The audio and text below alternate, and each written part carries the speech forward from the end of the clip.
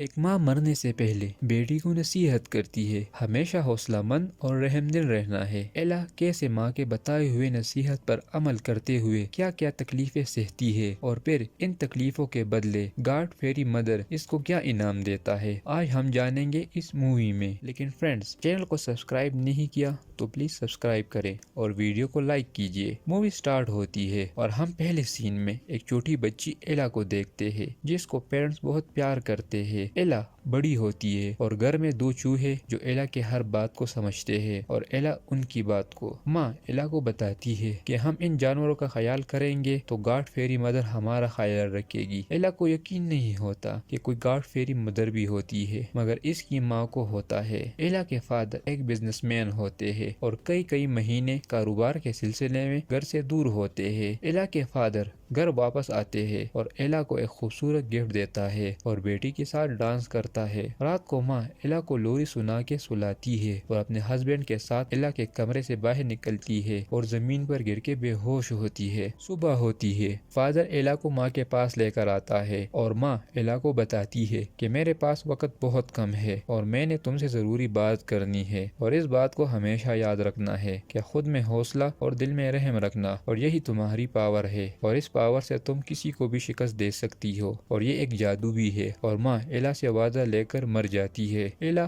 بڑی ہوتی ہے اور اپنی ماں سے کیے ہوئے وعدے پر عمل کرتی ہے اور ایلا رحم دل اور حوصلہ والی ہوتی ہے۔ وقت گزرتا ہے اور ایک دن ایلا کو فادر بتاتا ہے کہ میرا ایک دوست سر فرینس جس کا حال ہی میں موت ہو گئی ہے اور اس کی ایک بیوی ہے جو ابھی جوان ہے اور میں چاہتا ہوں کہ اس سے شادی کر لوں تاکہ ہمارے گھر میں مزید خوشیاں آئے۔ ایلا فادر کو خوشی خوشی اجازت دیتی ہے اور ایلا کے فادر شادی کرتا ہے اور اگلے دن ایلا اپنی ماں کا وعدہ یاد کرتے ہوئے فادر کے ساتھ اپنی سوتیلی ماں اور بہنوں کا استقبال کرتی ہے۔ سوتیلی ماں گھر کے اندر آتی ہے، مسٹر فرینک سے پوچھتی ہے کہ تم نے مجھے نہیں بتایا کہ تمہاری اتنی خوبصورت بیٹی بھی ہے۔ لوسیفر اور انسٹیشیا فرینک سے گھر کے بارے میں پوچھتی ہے کہ یہ گھر کتنا پرانا ہے تو وہ بتاتا ہے کہ 200 سال پرانا ہے۔ پھر وقت گزرتا ہے، ایلسی ہر روز گھر میں پارٹی کرتی ہے۔ ایلا اپنے چوہوں کو کھانا کھلاتی ہے اور بلی کو ان سے دور کر کے اپنے فادر کے پاس جاتی ہے۔ فادر اس سے پوچھتا ہے کہ میں 3 مہینوں کے لیے کام کے سلسلے میں جا رہا ہوں اور تمہاری بہنوں نے اپنے لیے جوتے اور سوٹ لانے کا بولا ہے اور تم بتاؤ تمہارے لیے کیا لاؤں؟ تو ایلا بتاتی ہے کہ آپ ایک پھول خریدے اور اس کو اپنے ساتھ رکھے اور وہ آپ کو میری یاد دلائے گی کہ آپ کی بیٹی آپ کا گھر میں انتظار کر رہی ہے، بس یہی میرا گفٹ ہے۔ اگلے دن فرینک اپنے کام پر نکلتا ہے اور ایلا اس کو رخصت کرتی ہے۔ پھر ایلا فادر کے جانے پر روتی ہے اور سوتیلی ماں ایلا کو اپنے پاس آنے کا کہتی ہے اور بتاتی ہے کہ تم مجھے موم نہیں میڈم کہہ کے پکارو گی۔ ایلا کی سوتیلی بہنیں کپڑوں کی الماری پر لڑتے ہیں تو ایلا کو ماں کہتی ہے کہ ان کا کمرہ بہت چھوٹا ہے کیونکہ دونوں اس سے پہلے ہمیشہ بڑے کمرے میں رہی ہے۔ تو ایلا ماں کو کہتی ہے اس گھر میں سب سے بڑا کمرہ میرا ہے، یہ دونوں میرے کمرے میں شفٹ ہو جائے، میں کسی دوسرے کمرے میں شفٹ ہو جاؤں گی۔ تو ماں ایلا کو کہتی ہے نہیں، تم سٹور روم میں رہو گی کیونکہ وہ جگہ خاموش بھی ہے اور روشنی بھی آتی ہے۔ ایلا اپنا سامان اٹھا کے سٹور روم میں جاتی ہے۔ ایلا روم کو ٹھیک کرتی ہے اور کہتی ہے کہ اب میں آرام سے یہاں رہوں گی۔ وقت گزرتا ہے اور ایک دن فرینک کا دوست ان کے گھر آ کر ایلا کو کہتا ہے کہ دوران سفر تمہارے ابو بیمار ہوئے اور مر گئے اور ایلا کا بتایا ہوا پھول ایلا کو دے کر جاتا ہے۔ گھر کا کمانے والا کوئی نہیں ہوتا تو مس ایلسی نوکروں کو نوکری سے نکالتی ہے اور ایلا سے گھر کا سارا کام کرواتی ہے اور اپنا بچا کھانا ایلا کو کھانے کے لیے دیتی ہے۔ چوہے بھی ایلا کے ساتھ ساتھ ہوتے ہیں اور کبھی کبھار خود بھوکی رہتی ہے اور چوہوں کھانا کھلاتی ہے۔ اسٹور روم کافی ٹھنڈا ہوتا ہے تو ایلا کچن میں آگ کے قریب سوتی ہے۔ صبح ہوتی ہے، ایلا ناشتہ تیار کر کے ٹیبل پر رکھتی ہے تو ایلا کا چہرہ راگ سے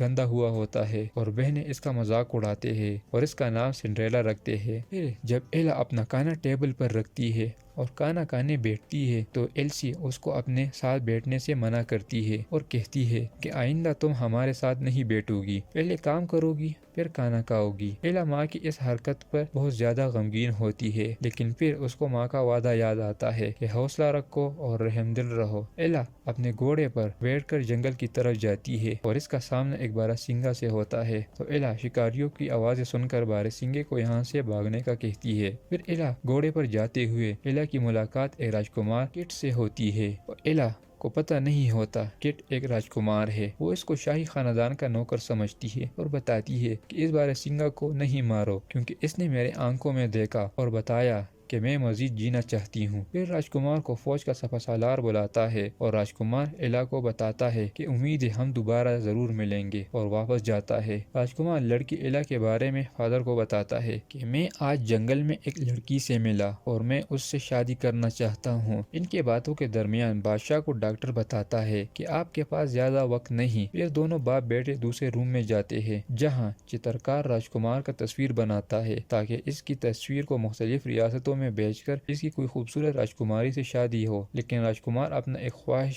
والد کو بتاتا ہے کہ آپ پہلے اس لڑکی سے ملے اور پوری ریاست کو ایک جشن میں انوائٹ کرے جس میں ساری کنواری لڑکیاں آئے اور میں اس لڑکی سے ملاقات کروں یا ریاست کی کسی لڑکی سے شادی کروں۔ اس سے ہم عوام کے دل بھی جیت جائیں گے اور جشن بھی ہو جائے گا۔ بادشاہ کے سپاہی شہر میں جشن کا دعوت نامے کا اعلان کرتے ہیں اور سارے کنواری لڑکیوں کو جشن میں مدعو کرتے ہیں اور بتاتے ہیں کہ بادشاہ کسی کنواری لڑکی کو جشن میں پسند کر کے شادی کرے گا۔ ایلا یہ اعلان سن کے گھر میں جا کر سوتیلی ماں اور بہنوں کو بتاتی ہے اور یہ سن کے ایلسی بیٹیوں کو تیاری کرنے کا کہتی ہے اور بتاتی ہے کہ تم دونوں میں سے ایک کو راجکمار سے شادی کرنی ہوگی۔ جشن کا دن آتا ہے اور ایلا کی بہن تیار ہوتی ہے۔ ایلا بھی اپنے روم میں جا کر اپنی ماں کا پرانا سوٹ ری ڈیزائن کر کے پہنتی ہے۔ ایلا کی ماں اور بہن رات کو جشن پر جانے والی ہوتی ہے تو ایلا بھی ساتھ جانے کا کہتی ہے تو ماں آ کر ایلا کے کپڑے پاڑتی ہے اور کہتی ہے کہ تم نہیں جاؤ گی۔ ماں اور بہنیں بگی میں بیٹھ کر جاتے ہیں اور ایلا بہت روتی ہے تو ایک بوڑھی عورت ایلا سے پینے کا دودھ مانگتی ہے اور ایلا اسے دودھ دے کر بوڑھی عورت پیتی ہے۔ پینے کے بعد بوڑھی عورت ایلا کو نام سے پکار کے کہتی ہے کہ جلدی کرو جشن شروع ہونے والا ہے، تھوڑا وقت رہ گیا ہے۔ تو ایلا بوڑھیا سے پوچھتی ہے کہ تم کون ہو؟ تو بوڑھیا جواب دیتی ہے کہ میں